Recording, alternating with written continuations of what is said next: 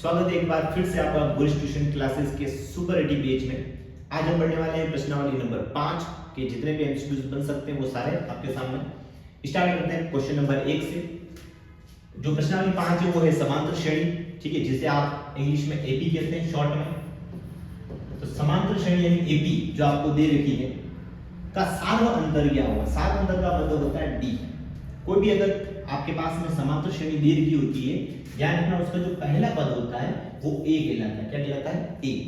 और डी का मतलब होता है सार्व अंतर, जिसको निकालने के लिए आपको क्या करना है, जो दूसरी संख्या है, दूसरी यानी 5, उसमें से जो पहली संख्या है वो माइनस करनी है। तो 5 में से अगर आप 7 माइनस करोगे तो क्या आंसर आ जाएंगे? -2। आंसर क्या हो जाएगा आपका? Option number D. ये आपका क्या हो जाएगा? सार्व अंतर निकालना। चाहे पॉइंट में संख्या हो, चाहे बटे में संख्या हो, चाहे सिंपल संख्या हो, चाहे माइनस में हो, चाहे प्लस में हो, हमेशा अगर आपको डी निकालना है तो जो सेकंड डिजिट से उसमें से फर्स्ट डिजिट क्या करनी है? माइनस। या आप चाहो इसमें से ये माइनस कर सकते हो, आप चाहो इधर से ये माइनस कर सकते हो। आंसर हमेशा क्या आएंगे इसमें? सेम। एपी उसे ही कहते हैं जिसमें जो बीच का जो गैप है वो हमेशा क्या होना चाहिए? समान होना चाहिए। कंप्लीट। क्वेश्चन नंबर 2 देखते हैं। क्वेश्चन नंबर 2, निम्नलिखित में से समांतर श्रेणी चाहिए, यानी इसमें से कौन सी एपी है? अभी मैंने आपको बताया था एपी हम किसे कहेंगे, समांतर श्रेणी किसे कहेंगे? जिसका सार्व अंतर क्या होना चाहिए? बराबर। सार्व अंतर का मतलब ये कि इन दोनों संख्याओं के बीच का जो गैप है वो इन दोनों संख्याओं के बीच का गैप और इन दोनों संख्याओं के बीच का गैप क्या होना चाहिए? बराबर। अगर सभी में गैप बराबर चल रहा है उसे हम क्या कहेंगे? एपी कहेंगे। तो ये बात चेक कर लेते हैं इसमें से गैप किसमें बराबर चल रहा है। तो देखें, अगर 4 में से 2 माइनस करोगे तो 2, 8 में से 4 माइनस करोगे तो 4। ये अलग अलग चल रहा है तो आपको आगे देखने की जरूरत नहीं है, यानी पहला ऑप्शन नहीं हो सकता। सेकंड देखते हैं, 3 में से अगर 1 माइनस करेंगे तो 2, फिर 9 में से अगर आप 3 माइनस करोगे तो 6। दोनों के बराबर नहीं चल रहा है, मतलब ये भी समांतर श्रेणी नहीं। ऑप्शन नंबर 3 रूट में, ठीक है। रूट में कैसे निकालना? देखिए आप, रूट 8 में से कितना माइनस करना है? रूट 2। ध्यान रखना, रूट में अगर आप डायरेक्ट माइनस करोगे तो कैसे कर सकते हो? जब ये भी रूट 2 और ये भी रूट 2 तो आप उसको प्लस माइनस कर सकते हो। इसके अलावा अगर आपको प्लस माइनस करना है तो आपको कॉमन लेके करना पड़ेगा। दोनों किसके टेबल में आते हैं? कॉमन क्या हो सकता है? रूट 2। रूट 2 के रूट 8 कितनी बार में आएंगे? 4 बार। और रूट 2 से रूट 2 यानी कितना बच गया? 1। क्या बचा? रूट 2 इनटू रूट 4 किसका आंसर होता है? रूट 4 किसका वर्ग होता है भैया? 2 का। और 2 में से 1 माइनस करोगे तो 1, और रूट 2 को 1 से गुणा करोगे तो रूट 2 आएगा, यानी कि इनका जो सार अंतर है वो कितना आया? रूट 2। अब बात कर लेते हैं इसका कैसे आएगा। रूट 18 में से कितने माइनस करने हैं? रूट 8। थोड़ा शॉर्ट में देखते हैं। रूट 8 और रूट 18 किसके टेबल में आते हैं? 2 के टेबल में 18 कितनी बार में आते हैं? 9 बार, यानी रूट 9। और रूट 9 किसका होता है? 3 का। सेम 2 के टेबल में 8 कितनी बार में आते हैं? 4 बार, यानी रूट 4। रूट 4 किसका होता है? 2 का। 3 में से 2 माइनस करोगे 1, और 1 को रूट 2 से गुणा करोगे तो रूट 2 ही आएगा। थर्ड वन निकालना पड़ेगा, क्या पता इसमें गैप अलग चल रहा हो। तो रूट 32 में से माइनस करना है आपको रूट 18। दोनों में कॉमन क्या है? रूट 2। 2 के टेबल में 32 कितनी बार में आते हैं? 16 बार में, रूट 16। और रूट 16 किसका होता है? 4 का। सेम 2 के टेबल में 18 आते हैं 9 बार में, यानी रूट 9। और रूट 9 किसका होता है? 3 का। 4 में से 3 माइनस करा 1, और 1 को रूट 2 से गुणा करोगे तो रूट 2 आएगा। तीनों सेम चल रहे हैं, मतलब ऑप्शन नंबर सी अपना क्या हो जाएगा? सेम। ऑप्शन नंबर 2 फिर भी अपन देख लेते हैं कि अपना इसमें गैप बराबर है या नहीं, पता चल जाएगा आपको। रूट 6 में से कितना माइनस करना है? रूट 3। रूट 6 माइनस रूट 3, दोनों किसके टेबल में आते हैं? 3 के टेबल में। 6 के टेबल में कितनी बार में आते हैं? 2 बार में, यानी रूट 2, क्योंकि रूट 2 किसी का आंसर नहीं होता इसलिए मैं एज इट इज लिखूंगा। और रूट 3 के टेबल में रूट 3 1 बार। तो ये इसका डी हुआ। अगले का चेक करके देख लेते हैं। रूट 9 माइनस रूट 6, दोनों किसके टेबल में आते हैं? रूट 3 के टेबल में। रूट 3 के टेबल में 9 कितनी बार में आते हैं? 3 बार। और 6 कितनी बार में आते हैं? 2 बार। ये इसका डी हुआ। तो देखो दोनों का डी क्या चल रहा है?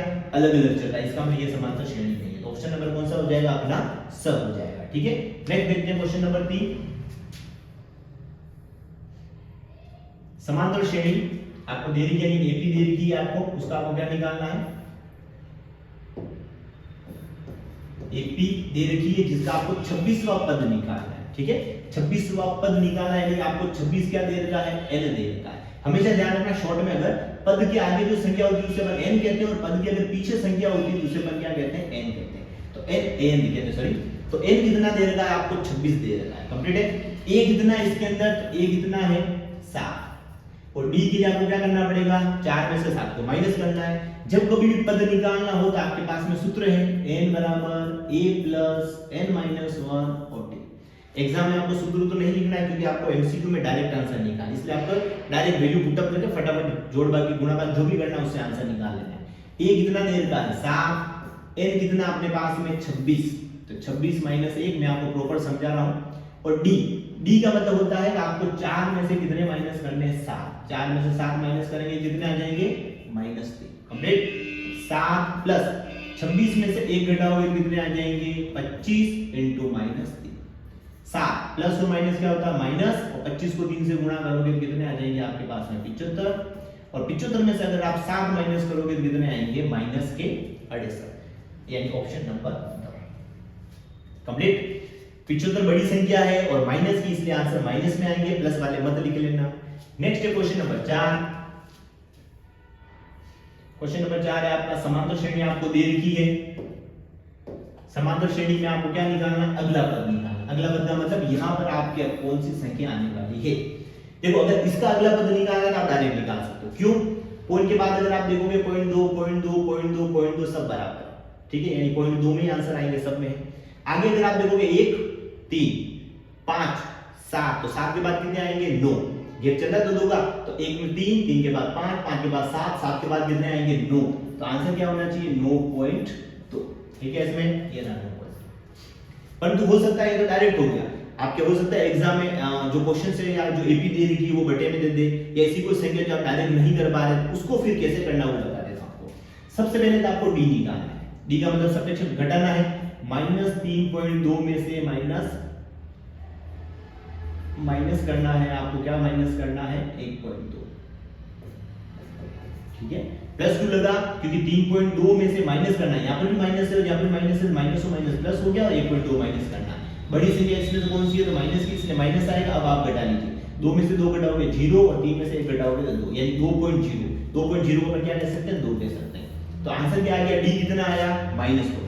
अब आपको आगे का जो पद निकालना, कुछ नहीं करना, जो भी लास्ट पद है, जो भी लास्ट पद है उसमें ये पद हमेशा क्या करते जाओ, डी हमेशा क्या करते जाओ, जोड़ते जाओ।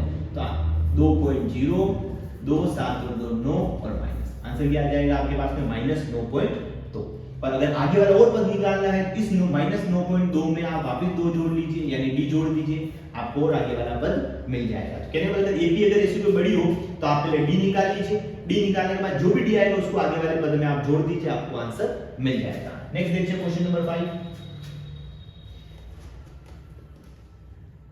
क्वेश्चन नंबर 5 अच्छा क्वेश्चन है, एग्जाम में आने लायक है, और इस तरह के क्वेश्चन देखकर बहुत से बच्चे डायरेक्ट इस क्वेश्चन को छोड़ ही देते हैं, या इसमें से कोई भी एक तुक्का लगा देते हैं, क्योंकि थोड़ा सा हार्ड रहता है क्वेश्चन, बट है बहुत सिंपल है। खाली आपको सोचने में लगता है यार बटे में है, पी है, कैसे करेंगे, ये बहुत सिंपल है। करना क्या है, इसमें सार बनते हैं यानी डी निकालना है। अभी मैंने आपको बताया डी निकालने के लिए दूसरी जो संख्या है यानी a - p बटे में p, उसमें से आपको जो पहली संख्या है 1 बटे में p वो क्या करना है माइनस करना। और जब कभी भी बटे में अगर कोई संख्या हो तो उसको माइनस करने के लिए लघुत्तम लेते हैं।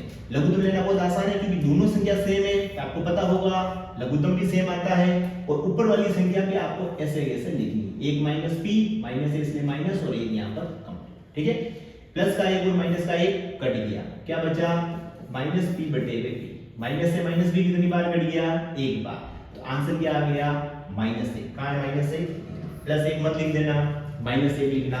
और अगर कोई बच्चा तुक्का लगाता है तो गारंटेड वो इनके ऑप्शन पे ध्यान ही नहीं देगा, उसे लगेगा यार p ऐसा कुछ आ रहा है, ऑप्शन या तो ब होगा या फिर ऑप्शन द होगा, पर आप अगर निकालोगे इसको तो पता चलेगा ऑप्शन कौन सा अपना सही है, -1। अच्छा क्वेश्चन है, इंपॉर्टेंट एग्जाम में आ सकता है ना। क्वेश्चन नंबर 6, क्वेश्चन नंबर 6 है, उम्मीद है अब तक आपने वीडियो को लाइक कर दिया होगा, नहीं करा तो अभी जल्दी से कर दीजिए। क्वेश्चन नंबर 6 है अपना, समांतर श्रेणी आपको दी रखी है, 10 पदों का आपको क्या निकालना है, योगफल निकालना, और योगफल का मतलब होता है आपको क्या निकालना है, ऐसे निकालना है। पूरी जो समांतर श्रेणी जो प्रश्नावली है उसके अंदर 2 ही सूत्र हैं मेन, एक तो आपको n निकालना आना चाहिए, n का सूत्र जो भी अपन ने करा, और एक आपको ऐसे निकालना चाहिए, योगफल निकालना चाहिए, Sn का सूत्र में अगर मान रखोगे आपको आंसर मिल जाएगी। पद कितने दे रखे 10, यानी 10 क्या हो गया n, a कितना हो गया 2, और अगर आप d निकालोगे तो d का मतलब होता है दूसरी में से पहली संख्या माइनस करना है, d कितना होगा 3। अब आपको पहले सूत्र पता होना चाहिए, तो Sn का सूत्र होता है n बटे 2 2a + n - 1 multiply complete. n कितना दे रखा है 10, यानी 10/2। आप शॉर्ट में कर सकते हैं, 10 में से 2 का बाद दिया डायरेक्ट 5 लिख सकते हैं। मैं एक बार आपको समझाने के लिए यहाँ पर कंप्लीट कर रहा हूँ। 2 × a कितना है अपने पास में 2, आप चाहो तो डायरेक्ट मन में कैलकुलेट करके 4 लिख सकते हो। n कितना है 10, आप चाहो तो यहाँ पर 9 लिख सकते हो क्योंकि 10 में से 1 घटाओगे डायरेक्ट 9। और d कितना है अपने पास में 3। कंप्लीट। 2 से 10 कितनी बार घटेगा 5 बार, 2 को 2 से गुणा करा कितने आए 4, 10 में से 1 घटाया 9, और 9 को किससे गुणा करना है 3 से, तो 9 को 3 से गुणा करा 27, 5 × 27 को 27 और 4 जोड़ने पर कितने आ जाएंगे 31, और 31 को 5 से गुणा करोगे तो 5 और 5 को 155। आंसर हो जाएगा ऑप्शन नंबर आपका भी।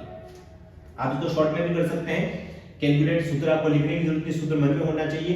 डायरेक्ट n/2 n कितना है 10, 10 में 2 का भाग दिया डायरेक्ट 5 लिख सकते हैं। 2a कितना है 2, 2 को 2 से करा 4, इस तरह आप जल्दी से जल्दी कैलकुलेशन करके लिख सकते हैं। और अगर आप कमजोर है, थोड़े नहीं आता है आपको इतना जल्दी कैलकुलेशन, तो आप आराम से इसको सॉल्व करके ला सकते हैं। ठीक है, नेक्स्ट है क्वेश्चन नंबर 7।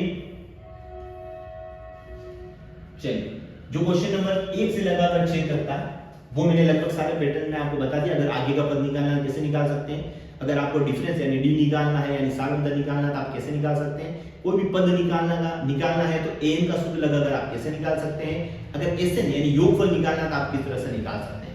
अब बात कर लेते हैं बोर्ड में आए हुए क्वेश्चंस की। बोर्ड 2023 में जो क्वेश्चन आया था वो ये था, अच्छा क्वेश्चन देखो थोड़ा बड़ा है। 18ab - 3 समांतर श्रेणी में, ये कह रहा है ये जो दे रही है आपको समांतर श्रेणी में, तो आपको ये बताना a + b, a और b का अलग-अलग मान नहीं पूछा, a + b यानी a और b का जो मान है उसको जोड़कर आपको बताना है कि क्या मान होने वाला है। अगर आपको ab का पता हो तो हमेशा पहला पद a होता है, यानी ये a हुआ, ठीक है। दूसरा पद होता है आपका a + b, यानी ये a प्लस क्या है आपका। तीसरा पद होता है a + 2d, यानी a + 2d ये हुआ, a + 2d। नेक्स्ट होता है आपका a + 3d, यानी ये a + 3d हुआ। नेक्स्ट होता है a + 4d, a + 5d, इस तरह से। अब आपको कुछ नहीं करना है, जो चीज आपको दे रही है उसी से आपको आंसर निकालना है। जैसे आपको a + 3d का मान दे रखा है -3, तो इसी से अपन सोल्व करेंगे। a + 3d बराबर मान कितना है इसका -3। a का मान ऑलरेडी आपको दे रखा है 18, तो a की जगह आपको कितना लिखना है 18 + 3d - 3। प्लस के 18 इधर आने पर किसके हो जाएंगे माइनस के, -3 - 18। 3d बराबर माइनस और माइनस प्लस होते हैं, 18 और 3 कितने होंगे 18 और 21, 3 चले जाएंगे भाग में, -21/3 यानी आंसर आ जाएंगे -7। डी का जो मान है वो कितना हो जाएगा आपके पास में -7। ठीक है, अब आपको निकालना क्या था, a निकालना है तो सिंपल सी बात है, इसका मान क्या होता है a + d, a का मान कितना है 18, प्लस की जगह माइनस है तो d माइनस में, 18 - 7 करोगे कितने आ जाएंगे आपके पास में 11, यानी a का मान आ गया आपके पास में 11। b का मान निकालना तो a + 2d करना है, a + 2d, a कितना है आपके पास में 18 प्लस 2 × d, d कितना है आपके पास में -7, 18 प्लस और माइनस माइनस हो गया 14, और 18 - 14 कितने होते हैं 4, तो b का मान कितना आया 4। अगर दोनों को जोड़ोगे 11 और 4 कितने हो जाएंगे आपके पास में 15, यानी option number C complete. Next है क्वेश्चन नंबर 8।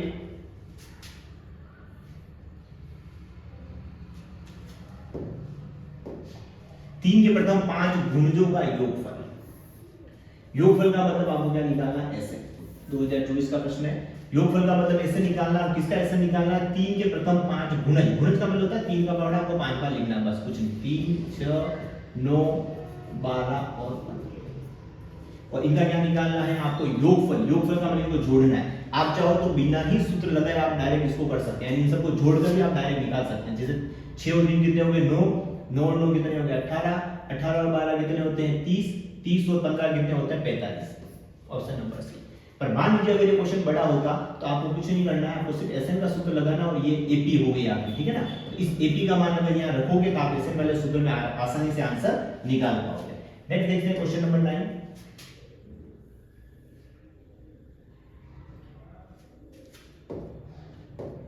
यदि समांतर श्रेणी का प्रथम पद का मतलब हो गया a, a कितना दे रखा है 2, सारवंतर का मतलब हो गया d, d कितना दे रखा है 3, तो nवा पद याद करो, यानी n कितना दे रखा है n ही दे रखा है, और पद ध्यान करना है योगफल, योगफल होता है एन का सूत्र लगा दे, पद ध्यान करना है तो आपको an का सूत्र लगाना है, an बराबर a प्लस n माइनस 1 और d।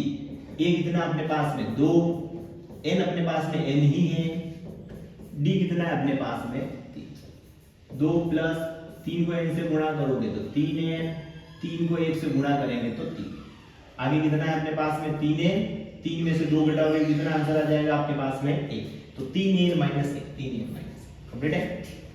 अगर योगफल कहता है, योगफल के लिए अपन एसएन का सूत्र लगाते हैं और उससे आंसर चेंज हो जाता है। सिर्फ पद बोला है, पद के लिए कौन सा सूत्र लगाना है, n का मान रखना है, ध्यान रखना n का पद का मतलब होता है n की वैल्यू n ही रखनी है, कोई मान आपको नहीं रखना है। नेक्स्ट देखते हैं क्वेश्चन नंबर 10।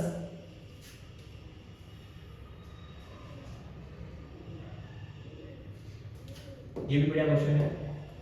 ये आपकी जो 2026 का जो सैंपल पेपर है उसमें आया हुआ है।